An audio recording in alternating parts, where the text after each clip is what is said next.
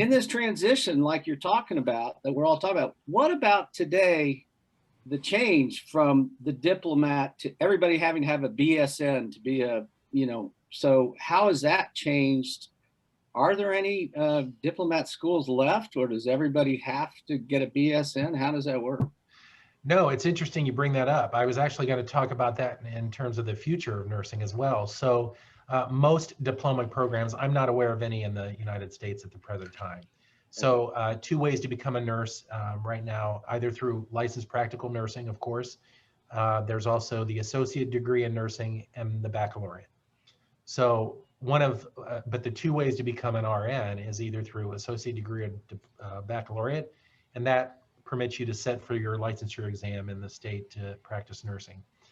And then of course there's advanced practice and advanced degrees.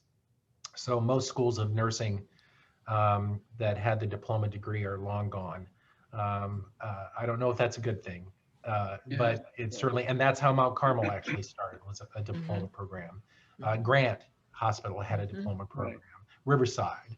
So they were very popular, and it was really a way to staff the facility because the students would pretty much provide a lot of the care, particularly on off shifts and weekends. Well, the reason I was asking that too is I had, and most of these young ladies were, let's say 40-ish, but they have families. One girl in particular was divorced, had the 2 kids and all that. And then the hospital system was, and she was a brilliant nurse, was saying, well, you have to have a BSN, to be, the hospital system wants to be whatever that is, the centers of excellence, you'll tell us. But anyways, so she was going back and having to try to do it online. She got it. And it just recently, it took her a couple of years of doing it, but she had to go back and take undergraduate courses. And I thought it was and she got no credit for her experience. So I thought that was, I thought that seemed a little difficult for them to come and say, your pay scale and everything is affected by the fact you don't have a BSN. I was seeing that probably back in the 1990s, maybe up in the Northeast, where I was originally from, Jerry. They were phasing out LPNs. It was like a concerted effort just to do away with the whole concept. And it's like, why? This makes no sense. There's a real need for that area of nursing. Yeah, it's interesting. I've worked in large health systems most of my career. What you're describing is exactly what they promote, right? A college degree, if you don't have a bachelor's, you need to get it. Phased out LPNs, but I can tell you times are changing. Here at Mount Carmel, we actually have LPNs that work in our emergency departments and our freestanding EDs. They do extraordinarily well.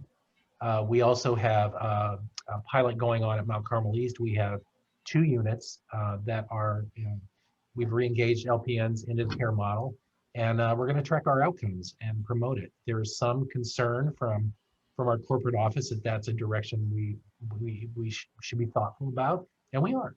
But we think it's there's a reason to have it. And in addition, we're not forcing it, but why wouldn't an LPN find great work in a health system and then find opportunities to extend their education if and should they want to? And we have the Mount Carmel College of Nursing to assist in that process, plus a great tuition benefit. So I see it as a great win-win all the way around. It sounds like a good, Jerry, do you think if a hospital system's desire to go towards magnet status actually affected that? Oh, totally. Yeah, talk about that a little bit. The magnet standards have actually changed. So originally, when the Institute of Medicine reports came out early on, baccalaureate education was exactly what they promoted. And so the American Nurses Credentialing Center set up an expectation by 2020, 80% of nurses across the country would have a baccalaureate degree in nursing. So hospitals that wanted to pursue this designation set a goal and then attempted to achieve an 80% BSN of their nursing staff during their application and then designation process. It's interesting.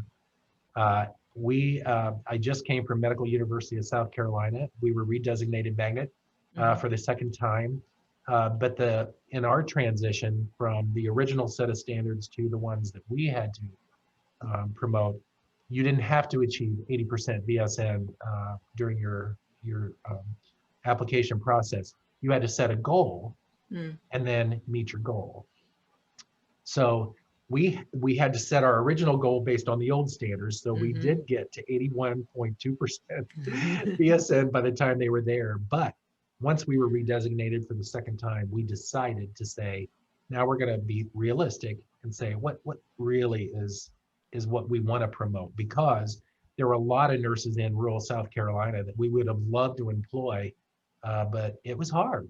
And so we're going to reset our expectations. And it's not to say that we don't value education, but it's just to say we need all hands on deck, and we need folks to provide excellent care. And a degree isn't always the way to identify that that's how that gets done. Thank you so much for joining us for this discussion today. If you'd like to learn more about our guest, head on over to our Patreon page, where you can access exclusive content, including the full segment of our show. Never want to miss an Inside the Doctor's Lounge clip? Be sure to click the subscribe button to our MD Coaches YouTube channel. As always, we appreciate suggestions for future show topics. Let us know what you're thinking in the comments below. And finally, special thanks to Ryan Jones, who created and performs our theme music for the show.